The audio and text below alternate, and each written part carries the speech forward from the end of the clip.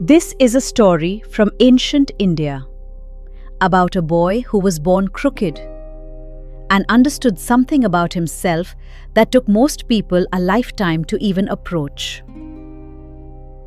While Ashtavakra was still in his mother's womb, his father Kahola would sit nearby reciting the Vedas, as scholars did, filling the house with sacred sound from morning until night. One evening, the unborn child stirred and spoke from inside the womb. "Father," he said, "you are reciting incorrectly." Kahola stopped. The child was right. He corrected the verse and continued reciting. He made another error. The child corrected him again. This happened 8 times. Kahola, humiliated by his own unborn son in the privacy of his own home, did something he would spend the rest of his life regretting. He cursed the child. And Ashtavakra was born with 8 curves in his body. Ashta meaning 8, Vakra meaning bent. His father later travelled to the court of King Janaka to compete in a great scripture debate and lost to a scholar named Vandin. The forfeit was ritual immersion in the waters, a sacred imprisonment that could only be reversed if someone defeated Vandin in turn and claimed his father's freedom. Ashtavakra grew up knowing what had happened to his father. At 12 years old, he decided to go to Janaka's court, defeat Vandin, and bring his father home. When he arrived at the court, this crooked boy, bent in 8 places, walking with difficulty through the hall of the greatest scholars in the kingdom, the court burst out laughing. Not quietly, not politely. The scholars and courtiers and ministers of the most learned court in India laughed openly at the twisted child who had come to challenge their champion. Ashtavakra stopped. He looked around at all of them and laughed back. When the laughter subsided, he looked at the court and said, "I came here expecting a gathering of philosophers and sages, men who had spent their lives inquiring into the nature of consciousness itself.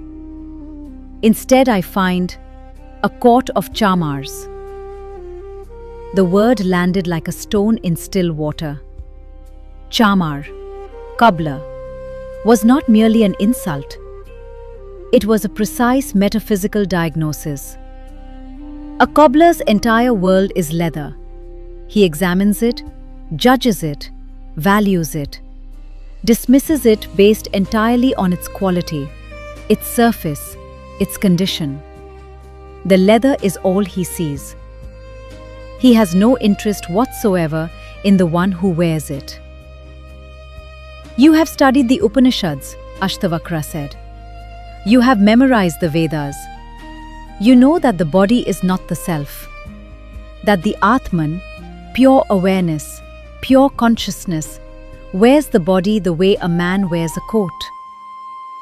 And yet, the moment I walked through your door, every single one of you looked at the coat and forgot entirely about the one wearing it." The court went completely still. King Janaka looked at this boy, this 12-year-old with the curved spine and the absolutely unshakable eyes, and understood that something extraordinary had just walked into his court.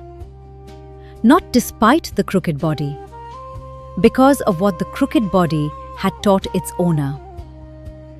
Ashtavakra debated Vandin and defeated him completely. His father was freed from the sea and came home. But Janaka, profoundly moved by what he had witnessed, asked Ashtavakra to stay, not as a curiosity, as a teacher. What followed became the Ashtavakra Gita, one of the most radical teachings on the nature of the self ever recorded anywhere.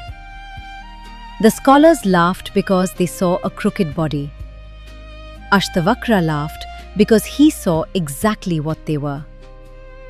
Men who had spent their entire lives studying the nature of consciousness without once looking past the surface of anything. He was not his body. He knew this not as a philosophy he had studied, but as a fact he lived in every single day of his life. Every time someone stared, every time someone looked away, every time a room fell silent when he walked in, he had been given, by his very birth, the one lesson that most people spend an entire lifetime and still don't fully learn. You are not what anyone sees when they look at you. You are the one who is looking. I'll leave you with one question today. What would change if you truly knew, not as an idea, but as a lived fact, that you are not what anyone has ever said about you? This has been The Long Thread. Ancient stories for the present moment. If this story stayed with you, follow the long thread and wake up to a new one tomorrow.